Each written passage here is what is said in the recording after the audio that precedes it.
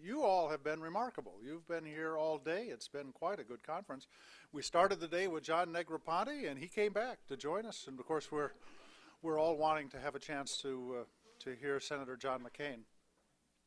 Just to share with all of you at my table, Ernie Bauer was saying that he travels extensively, of course, through Southeast Asia, and he said in his last trip, he says, my gosh, he said, you know, who are we down to now? I mean, he said to Senator Cohen, who he was with, he said, there's nobody left now in the Senate except John McCain. Well, my experience is that's all you need, actually. And I have to tell you a personal true story. When I was over in the Defense Department, I'd been nominated to be the Deputy Secretary, and there was one senator who had some objections to my nomination. And he said some things on the floor of the Senate that were hurtful, to be perfectly candid. There was only one senator that was willing to go down to the floor of the Senate to confront this senator with the truth, and that was John McCain. Look, I worked for the Democrats. I'm a Republican, actually, but I worked for the Democrats in the Senate, and I was appointed to the Clinton administration. Only one senator went down to defend my reputation, and that was John McCain. And I learned at that moment what it meant when Martin Luther King talked about the content of character, to be judging people by the content of their character. And I learned something about loyalty and honor that day that's been a lesson I'll have for the rest of my life. And so it's an incredible privilege for me to introduce to you tonight this remarkable man who has done so much for this country and for Southeast Asia, the Honorable Senator John McCain. Thank you. Thank you, John. Thank you, John. Thank you very much, John, and thank you for, you know, it's the first time I ever found out you're a Republican. That's incredible. Thank you, John, and thank you. And I went down because I had to the floor of the Senate to defend this good and decent and honorable public servant because it happened to be true. And the reason why I said I didn't know you were a Republican because during your tour in the Senate and in the Pentagon, I didn't know whether you were a Republican or a Democrat or a libertarian or a vegetarian. I only knew that you were dedicated to the national security of this nation. So I would like to say that it's always great to return to CSIS, and I think CSIS is unique in its nonpartisan and informed way that they help us inform America's thinking about the world and our leadership in it. As many of you know, I just returned from Southeast Asia, and before I turn to the topic of this conference, I'd like to offer some brief impressions from my visit to Burma. It was really quite an experience for me because the first time that I'd been allowed to return to the country of Burma or Myanmar, depending on what you want to call it, in 15 years. It's been 15 years since I'd been allowed to return. And it is one indication that this new civilian government could represent a change from the past. Another noteworthy challenge and another noteworthy change was the new capital, Naypyidaw. Massive government buildings, marble-strewn palaces, brand new hotels, 18-lane highways. And the strange thing about it, no one is there. No one is there. I was on this 18-lane highway, and ours was the only car on the road. The buildings were nearly empty. It was a dislocating and I might say even an Orwellian experience. And it certainly was a sad contrast with the crushing poverty in Rangoon. I visited a private AIDS clinic that was overflowing with people, many orphan children who need more care than is available. I went to a service, a place that's run by a former famous Burmese actor and his wife that offers free funerals for departed souls whose families are too poor to provide their loved ones with the dignity of a decent burial. It breaks your heart, and it makes you wish the government would devote similar levels of enthusiasm and resources to the development of their nation as they did with the construction of their capital. Nonetheless, in my meetings with the first Vice President, two speakers of Parliament, they're cursed with not one but two speakers, and others, it was clear that this government wants better relations with the United States. I stressed that my government and I share this aspiration, and that such a feat is not impossible. After all, the United States and Vietnam have improved our relations, which I know a thing or two about. Anything is possible. However, the main point I stressed is that any improvement of relations would need to be built not on talk but on actions by both sides. The United States should be willing to put every aspect of our policy on the table and to make tangible changes that the government in Naypyidaw asks of us. But this can only be done in conjunction with concrete actions on their part, especially those steps called for by the UN Human Rights Council: releasing all prisoners of conscience, providing the Red Cross unfettered access to all prisons, commencing a real process of national reconciliation that involves ethnic and political opposition parties, including the National League for Democracy, and guaranteeing the safety and freedom of movement of Aung San Suu Kyi. I had the opportunity to see the lady on my visit, and the reason I remain hopeful for the Burmese people has a lot to do with her. Yesterday was Aung San Suu Kyi's birthday, and she expressed this hope, and I quote, "If I were asked what I would wish on my birthday, I wish for peace, stability, and prosperity in the country." This amazing lady remains an inspiration to her people and to me. And I agree with her that this is not the time for the United States to lift sanctions. We should also work to establish a UN Commission of Inquiry, which has nothing to do with retribution and everything to do with truth and justice for the Burmese people. From Burma, I went to Singapore for the Shangri-La Dialogue, where one of the main topics of discussion was the subject of this conference: maritime security in the South China Sea. This issue inspires intense emotions among the states with competing claims to these waters and territories, as I know you've covered today. And the circle of experts who truly understand the historical and legal intricacies of these claims is rather small. I'm from Arizona, where we know how complex it can be to fight over water and land use. I'm also an old Navy man who has spent much of my life traveling and working on security issues in the Asia-Pacific region. And I am increasingly concerned, as you are, that the South China Sea is becoming a flashpoint. The past few years have seen a rapid escalation of tension between these states in this volatile and disputed maritime region. I need not review all of those incidents for this audience. Of course, it is important for all parties to practice restraint, and to be sure, our ASEAN partners will need to make compromises, especially among one another, to reach a peaceful and mutually beneficial outcome, as many of them will acknowledge. That said, this situation needs a little straight talk. One of the main forces exacerbating tensions in the South China Sea and making a peaceful resolution of these disputes harder to achieve is the aggressive behavior of China and the unsubstantiated territorial claims that it seeks to advance.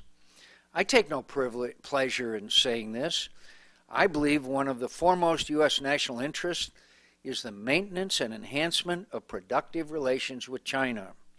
I want China to succeed and to develop peacefully, and I believe there's no force in history that condemns our countries to conflict. Indeed, the scope of our global cooperation is broader than ever before, including on issues of maritime security, which is plain for all to see in our common operations off the Horn of Africa. What troubles me, and I'm sure many of you, are the expansive claims that China makes in the South China Sea, the rationale offered for these claims, which has no basis in international law, and the increasingly assertive actions that China is taking to enforce its self-described rights, including in waters within 200 miles off the coast of ASEAN countries, as was the case recently in separate incidents involving Vietnam and the Philippines. China's so-called 9 dotted lines map claims all of the islands in the South China Sea as sovereign Chinese territory, and all of their territorial waters as China's exclusive economic zone. Furthermore, certain Chinese interpretations of international law would erode the long-standing principle of freedom of navigation, twisting it from a concept of inclusion that fosters open access to a concept of exclusion that would restrict access. Some in China are even referring to this doctrine as, quote, legal warfare. Why should this matter to the United States of America? This is a question that many Americans will ask, especially when we are committed to 3 conflicts already and when our national debt has literally become unsustainable. Why should America care about the maritime disputes of foreign nations half a world away? There are certainly economic reasons for remaining engaged. The South China Sea region is an important source of jobs and natural resources that benefit many Americans. However, perhaps the larger consideration is the strategic one. The world's geopolitical center of gravity is shifting to the Asia-Pacific region, a region in which many states are rising at once in wealth and power. This creates friction between them where old disputes remain unresolved. The United States has a national security interest in maintaining a favorable strategic balance in this vital region. And central to that is defending the universal freedom of navigation and open access to the seas as a foundational principle of the international order. Efforts to deny freedom of navigation in the South China Sea pose a serious challenge to the rules-based international order that the United States and our allies have sustained over many decades. If these efforts were to succeed, if persistent bullying enabled one state to impose its territorial claims by force and to turn the South China Sea into a virtual no-go zone for the commercial and military vessels of other nations, including the United States, the effects would be dire. It could set a dangerous precedent for weakening international law in ways that ill-intentioned actors would no doubt apply elsewhere. It could create a troubling incentive for rising powers everywhere to take by force what peaceful legal means cannot secure for them. And it would bring us closer to a day when the U.S. Navy judges that it can no longer safely access and operate in the Western Pacific. What then should the United States do? Let me offer a few suggestions in closing. First, regarding the U.S. position in the South China Sea, we should recognize that where possible, a policy of clarity may be more stabilizing than a policy of ambiguity. I applaud Secretary Clinton for stating that rival claims in the South China Sea should be resolved through multilateral negotiations and that we will seek to facilitate those negotiations. Most Asian states welcomed that statement. Ultimately, this is about China's relations with its neighbors, not China and the United States. Nonetheless, it is helpful for us to continue clarifying the U.S. position so other countries know where possible which claims the United States accepts, which ones we do not, and what actions we are prepared to support our policies and partners, especially in the Philippines, which is a treaty ally. Second, the United States should assist our ASEAN partners in resolving their own disputes in the South China Sea as a means of fostering greater ASEAN unity vis-a-vis China. China seeks to exploit the divisions among ASEAN members to play them off each other to press its own agenda.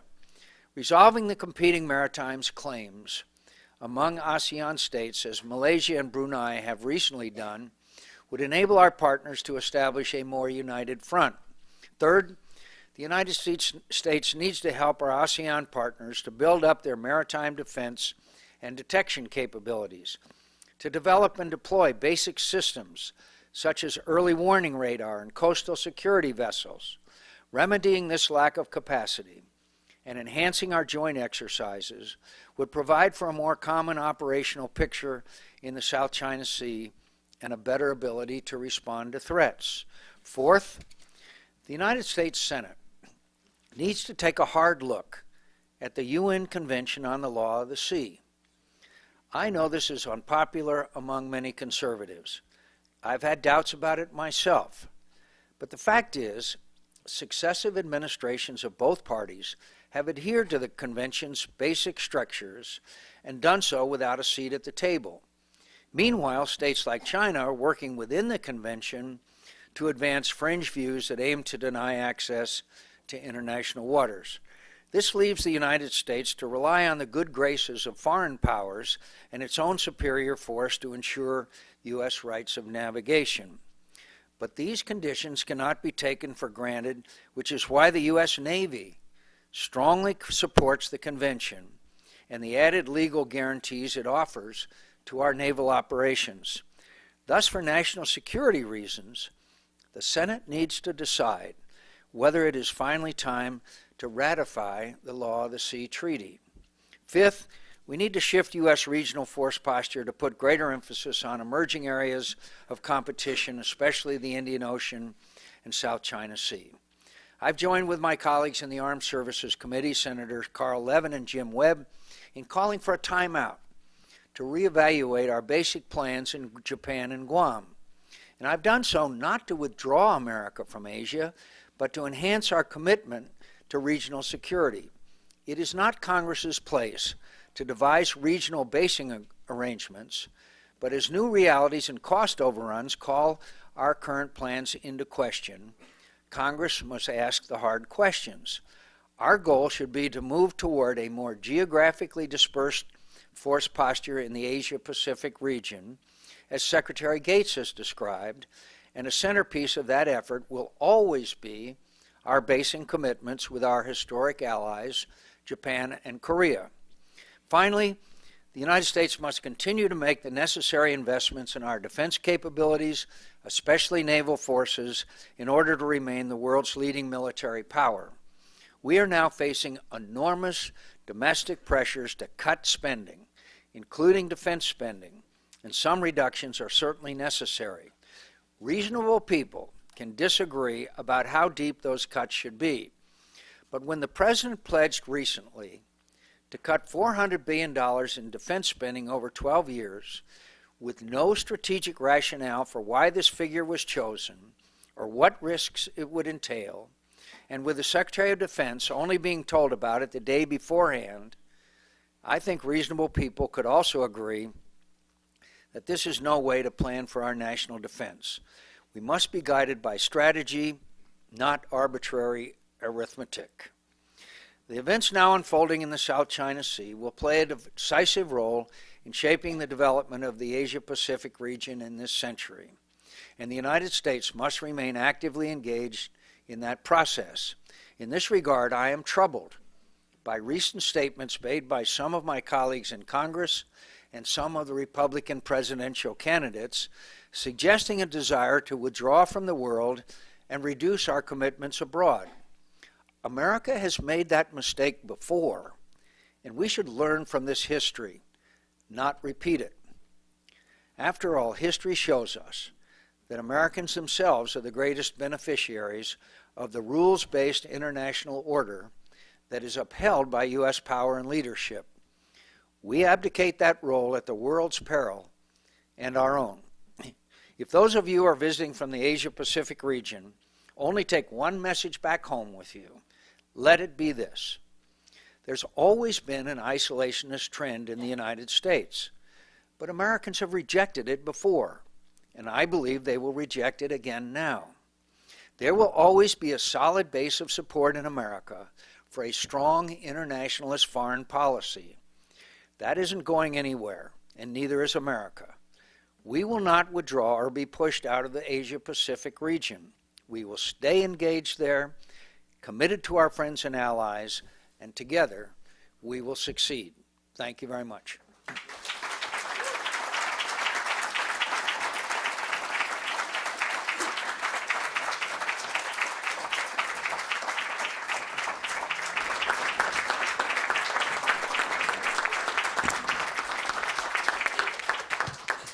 Thank you very much, Senator McCain. Your remarks really capped the day off, and as if you were here all day long, actually. They were tremendous. Thank you very much. Let me open the floor for questions. As we have been working today, I just ask that you introduce yourself and your affiliation when you raise the question. Start here.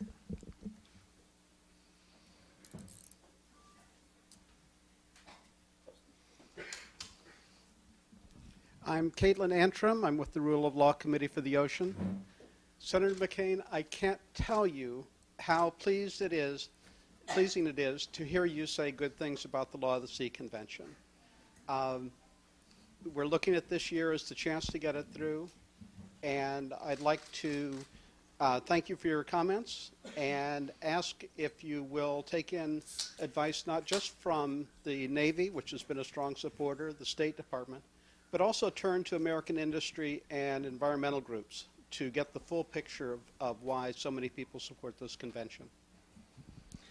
Thank you, and let me say that for someone who has been in the Arctic, in fact, one of the more interesting experiences I ever had was going to Svalbard, Norway.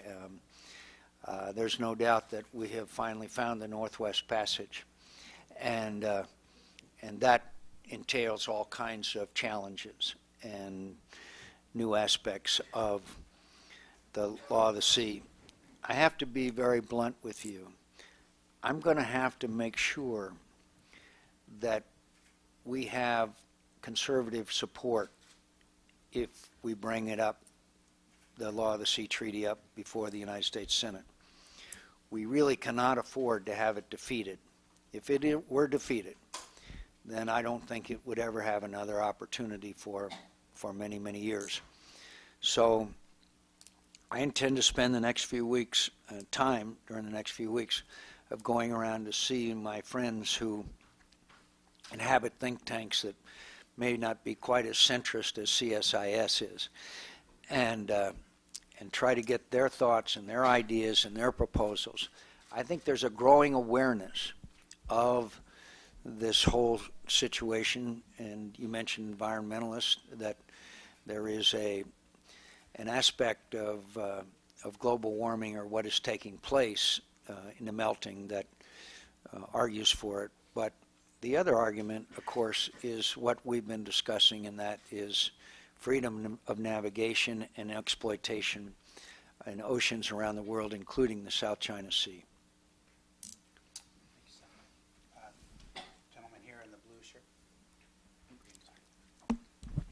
Thank you. Tiger Zhang from the Stimson Center. Just now you mentioned the U.S. should push forward for a multilateral negotiation, which is very different from the bottom line, I would say, that the China probably is considering, which is multilateral talk. So are you suggesting that the U.S. would or must play a part in that multilateral negotiation, either as a mediator or whatever? Thank you. You know, I'd like to see the United States play a role of encouraging multilateral negotiations. Whether the United States can play a useful role by being actively engaged in it, frankly, is something that judgment that I would not want to make certainly at this time, because it would have to depend on the format, the venue, all of the things that go into a set of serious negotiations. I think the key element here is not so much what the U.S. does or not do, it's what the other nations do. It's whether Vietnam and the Philippines can reconcile their differences and present a common front. It's whether all of the, frankly, the nations in the region can negotiate with China with a common set of principles and goals. I know that's a blunt statement, but that's really what this has got to be all about, and where the United States can play a role in resolving those differences so that a united front can be prevented is where I think we can be most helpful. Gentleman here in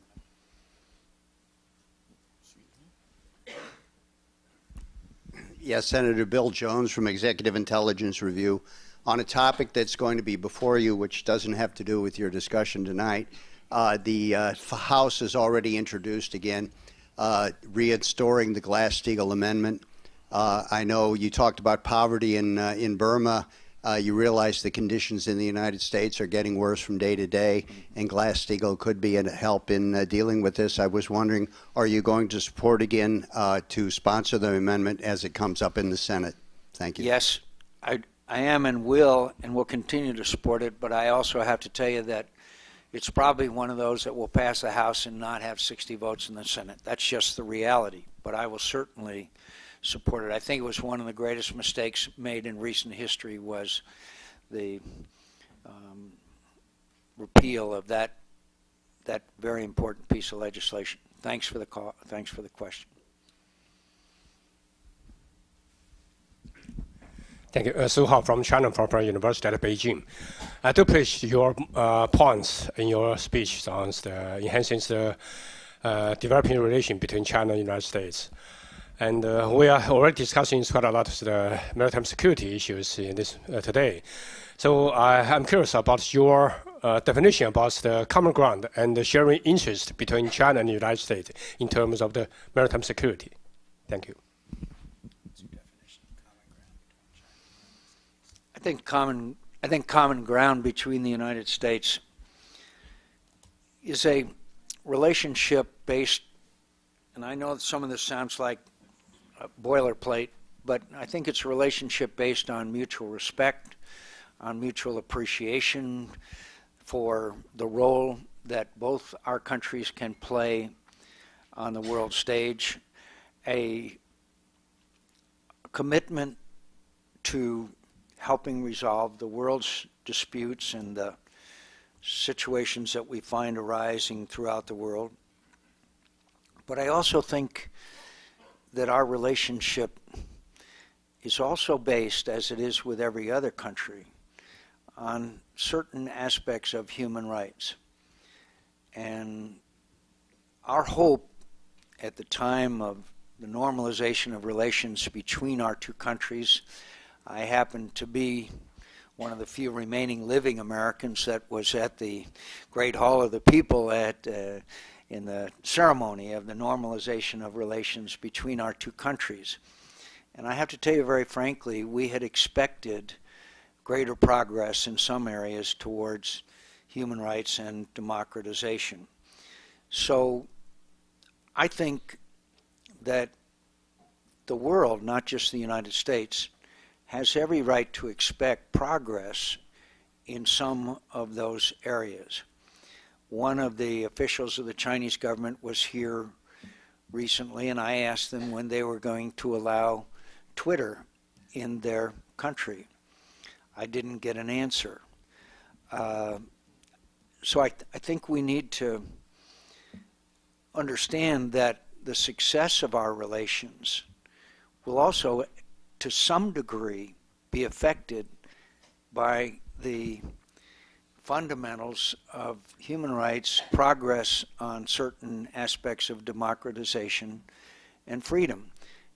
And I do not, I repeat, do not foresee a scenario where the United States and China would have some kind of conflict, whether it be a cold conflict or a warm one. There's no possibility in my view of that. But I do think that our relations, to some degree, must be impacted by certain internal aspects in your country. And may I finally just categorically state that I think that the Arab Spring is misnamed in that I believe that this movement that we are seeing throughout the world is not confined to the Arab world. And so, but again, I want to emphasize every president, whether they be Republican or Democrat, and every administration that I could envision is committed to good and better relations between the United States and China, and is not interested in confrontation. But at the same time, I believe Republican and Democrat administration will continue its advocacy for democracy, human rights, and all of the things that has characterized American exceptionalism. Time for one more question. Yeah, two more if you like. So, later.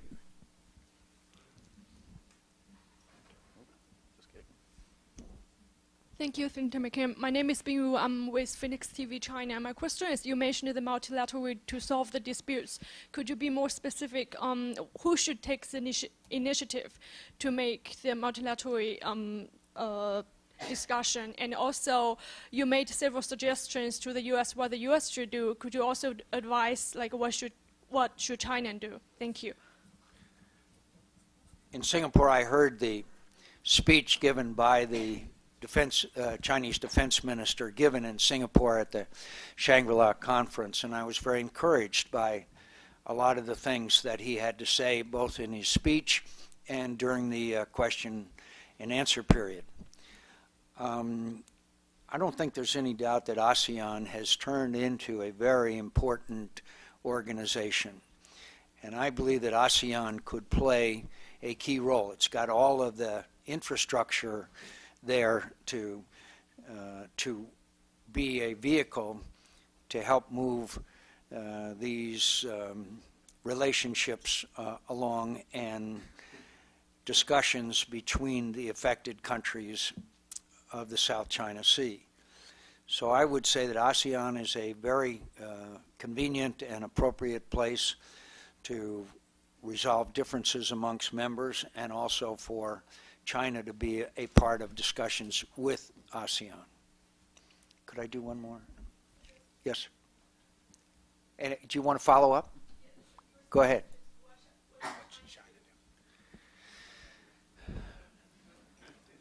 I hope that the words of the Chinese defense minister, which were, I think, very powerful. This was a very important platform from which he spoke, that's a very prestigious situation. And I hope that his words about willingness to sit down and talk with other affected nations in the South China Sea will come to fruition. I hope that his words that they are not interested, China is not interested in hegemony in the South China Sea, that they are, all of his speech, frankly, to me, were encouraging as a matter of national policy of China as he articulated. What I worry about is, frankly, is the assertion somehow that it will be China that decides the fate and the future of the South China Sea rather than all of the affected nations in the region. I would like to see that statement of national policy by China.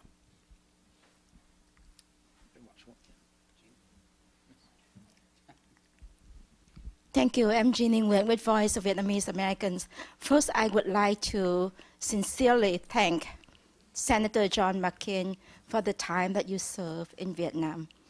And I'd like to sincerely thank your position today, your platform that you said you would side with Senator Jim Webb from the Democratic Party on the same position toward the Southeast Asian Sea. I would like to propose that we call it the Southeast Asian Sea. And I would also like to thank you. That's a good idea. Thank you. Words matter, from all the Asian nations, ASEAN nations. Thank you, Senator. I would like to also thank you for making the human rights issues the main important points between the U.S. and China dialogue on behalf of all the Chinese people and all the Southeast Asian people and Asian peoples as well. Thank you. Thank you. Let me. I would like to Oh, sorry. Go ahead. ask my questions. Oh, good.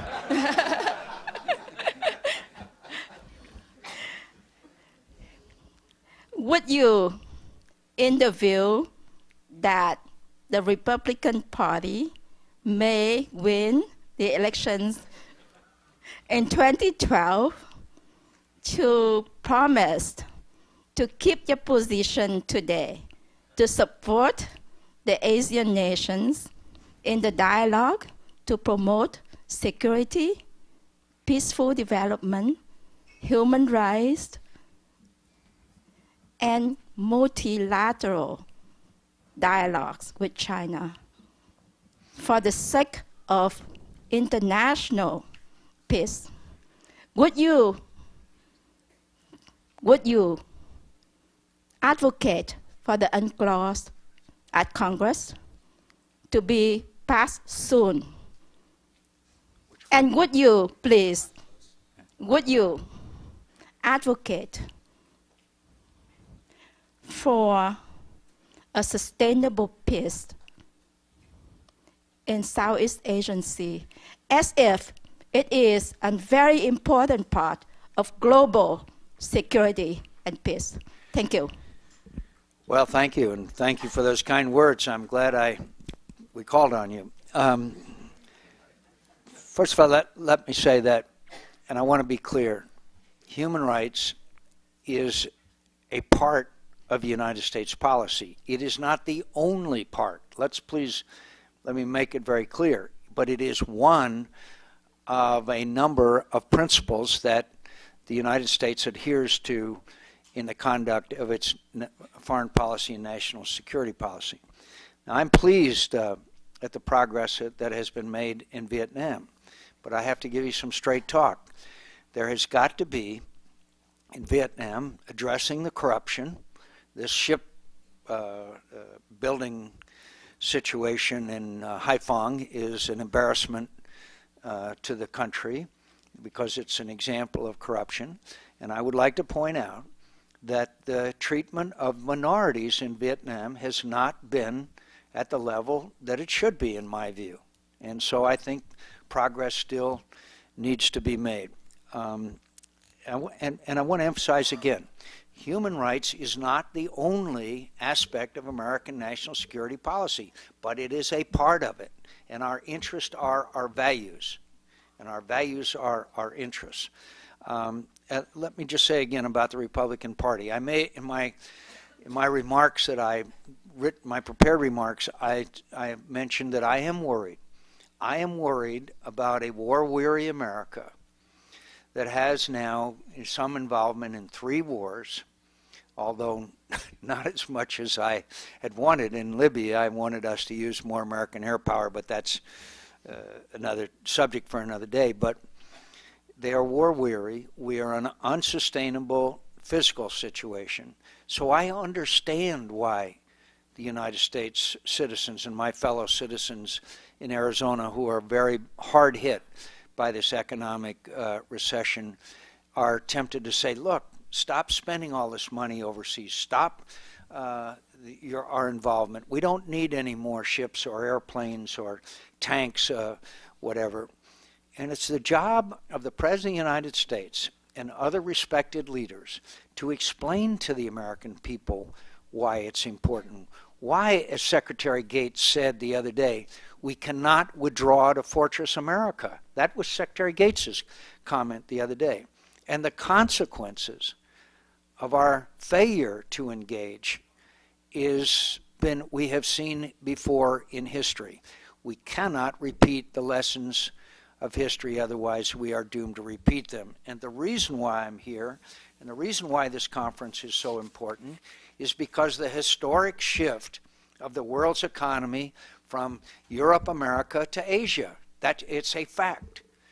And so our emphasis and our interest in Asia have to be dramatically increased. And we also need to recognize the major role that the world's emerging superpower, China, is going to play. And we're still feeling our way forward in our relations with China.